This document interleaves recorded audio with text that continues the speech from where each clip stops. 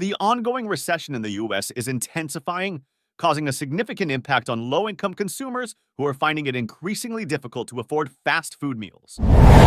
CBS News reports that restaurant prices have risen by 5.1% compared to January 2023, while grocery costs have also seen a surge of 1.2%. This spike in food prices is reminiscent of the last major increase experienced back in W29. As food prices continue to climb, fast food giants like McDonald's are compelled to raise their prices nationwide, leading to repercussions felt from grocery shopping to takeout orders.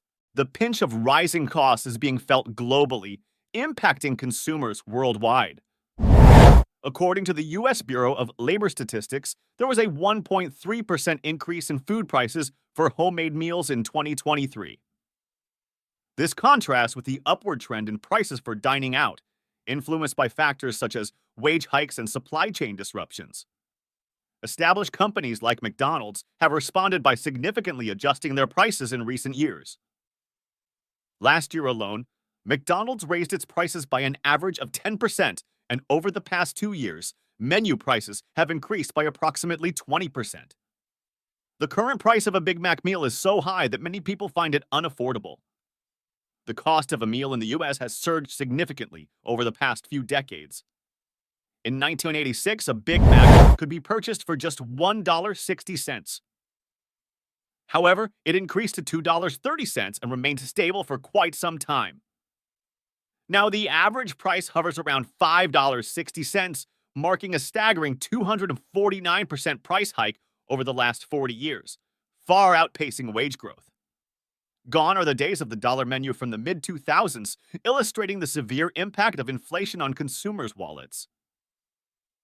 It seems that affordable fast food may soon become a thing of the past, as sales growth slows for fast food chains struggling to keep up with rising food prices, particularly impacting low-income individuals. Many individuals find themselves unable to afford the steep prices, with Bloomberg recently noting that an $18 Big Mac meal signals concerning trends for the U.S. economy. Could this spell the end for McDonald's? According to the CEO, fewer people earning $45,000 or less annually are frequenting McDonald's nowadays.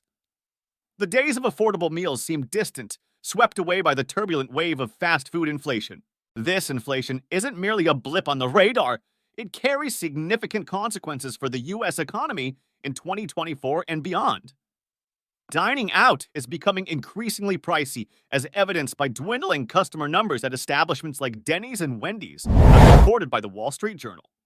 Food now consumes over 11% of our disposable income, a stark increase over the past 3 decades. Various factors contribute to this industry-wide chaos, including supply chain disruptions, labor shortages, heightened demand, and monetary policies.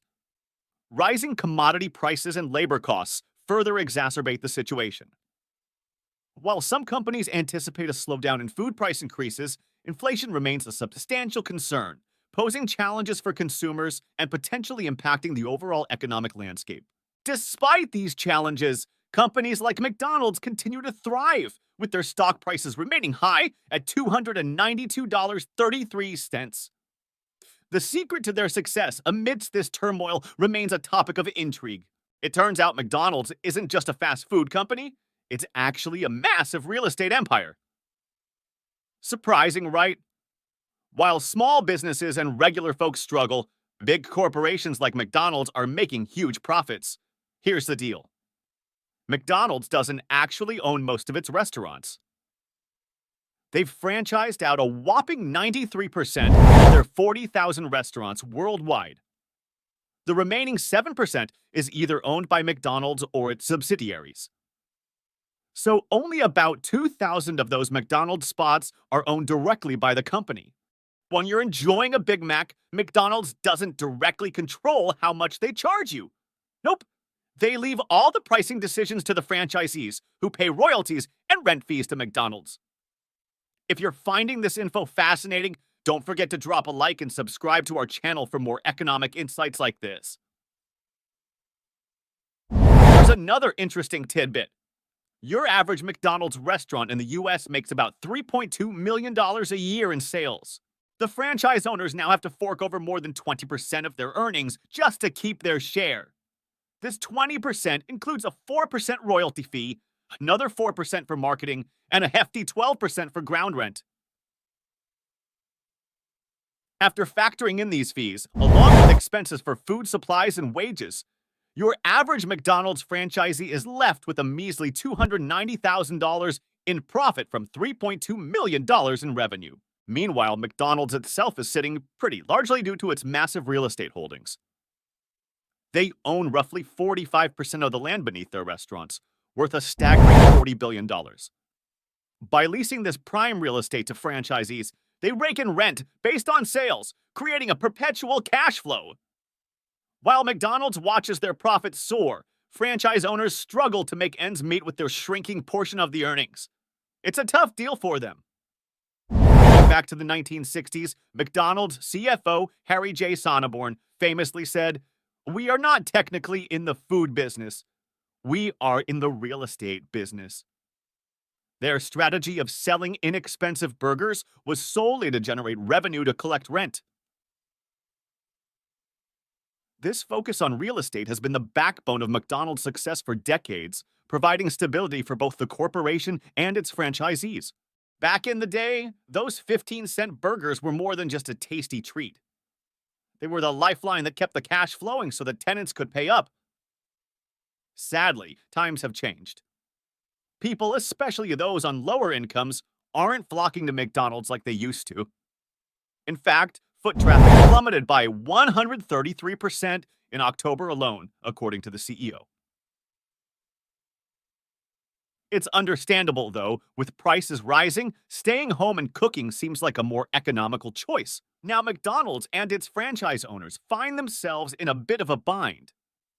They used to rely on bargain hunters to keep the registers ringing, but now they have to pivot.